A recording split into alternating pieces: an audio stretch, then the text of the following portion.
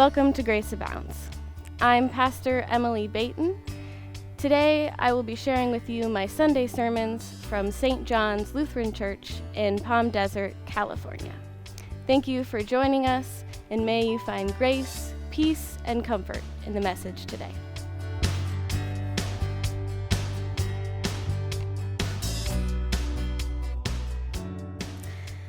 Our first reading from today comes from Daniel. The book of Daniel is written about Daniel's life and experiences, but it also includes prophecies equated to him. Because Daniel was not only an interpreter of dreams, but a dreamer himself, a dreamer who was exiled from his homeland. And so from the book of Daniel, we get fantastical prophecy of destruction and restoration, suffering and rejoicing. This kind of writing, as we heard, can be called apocalyptic literature. It is found throughout the Bible, but the most well-known is probably in Isaiah and Revelation. When I was in seminary, I took a class called Apocalyptic Imagination. And trust me, reading these kinds of texts requires serious imagination. Though these texts vary greatly, they have commonalities that form a general list of requirements. These being an otherworldly mediator, a recipient in awe of the vision, and a revealing of seen and unseen, as well as a future that is hopeful despite the evidence to the contrary. This is not a complete list, but it covers many apocalyptic texts. So let's look into Daniel. 1, an otherworldly mediator. That would be Michael, the archangel. 2, the recipient, Daniel. 3, that which is seen and unseen, our prince and protector. And 4, hope despite the evidence. That is deliverance from anguish. Okay, so this can be read as an apocryphal text. It gives us a place to start, but it barely scratches the surface on its meaning. These texts are often very ambiguous and open to interpretation. I imagine that every person who has heard or read this text from its inception has looked around the world and thought to themselves, yep, that seems about right. That describes my reality completely, full of earthquakes and anguish and wars. This is why we get these wonderfully contradictory prophecies and interpretations. But it also creates tension around apocalyptic imagination, from dismissing it completely as non-factual to treating it as so literal you enact your own destruction. Both miss the mark by squeezing out the imagination of the apocalyptic image and disregarding the one who dreamt it. Something does not have to be factual or literal to be true. And the truth behind these apocalyptic scenes is the story of a people afraid and the signs that God is near. One of my favorite instances of this appears in our worship service. It is in the Great Thanksgiving right before we do communion. And it goes like this. And so, with all the choirs of angels, with the church on earth and the hosts of heaven, we praise your name and join their unending hymn. And then we, as the congregation, sing the Holy, Holy with the heavenly host. The words come directly from Revelation. Interestingly, much of our liturgy includes excerpts of apocalyptic literature from Revelation. And these moments in worship name God's true presence in our midst, now and forever.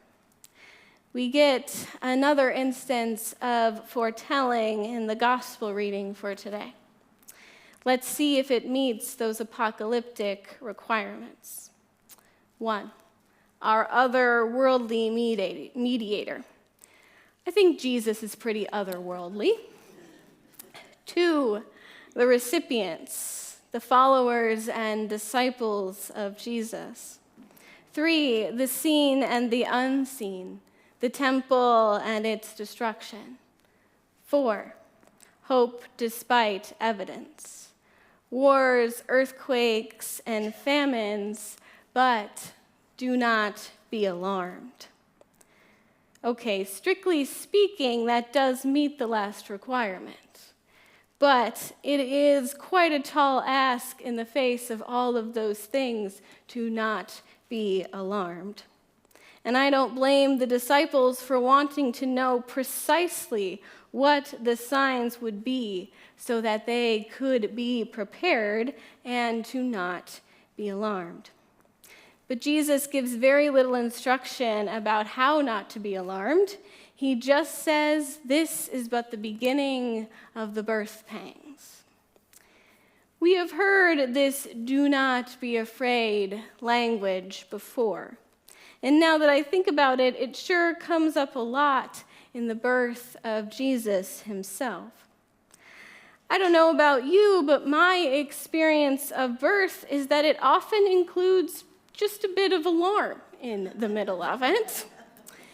There is this show that I absolutely adore called Call the Midwife. It is set in the 50s in the East End of London, and it follows those who serve the women of the area. Some of them are nurses, and others of them are nuns, but all of them are midwives.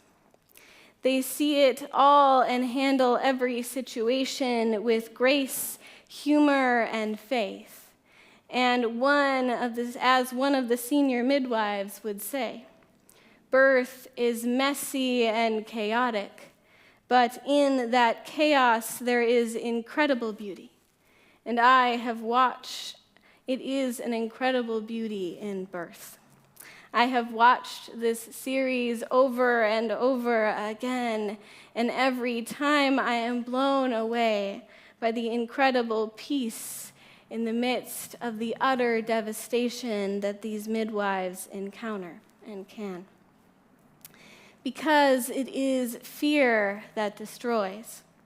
The casual fear used to divide and used to unite us against another. The alarm that rises in the midst of the grand happenings. Change is scary and not usually comfortable. It often includes pain and even death of what has come before. When the earth quakes and magma rises to the surface, a new island is formed, but not without destruction. Creation and change can be very alarming, and it leaves its stretch marks. But, as the midwife Sister Julienne would say, we may come from different backgrounds, but when it comes to birth, we are all united in the same purpose, to ensure the safe arrival of new life. These are the signs that something is coming. These are the signs that God is right here. Jesus did many things, big and small, when he walked on this alarming world. He fed 5,000, healed the sick, brought children to him, spoke to a woman at a well, raised people from the dead. And yes, Jesus did these things to help heal and address alarm, but he mostly did them so that we might believe. Believe in what exactly?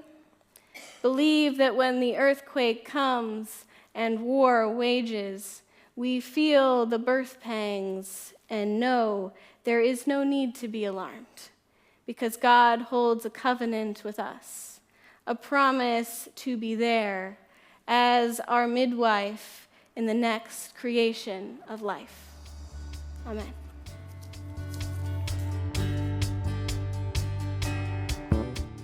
Thank you for listening.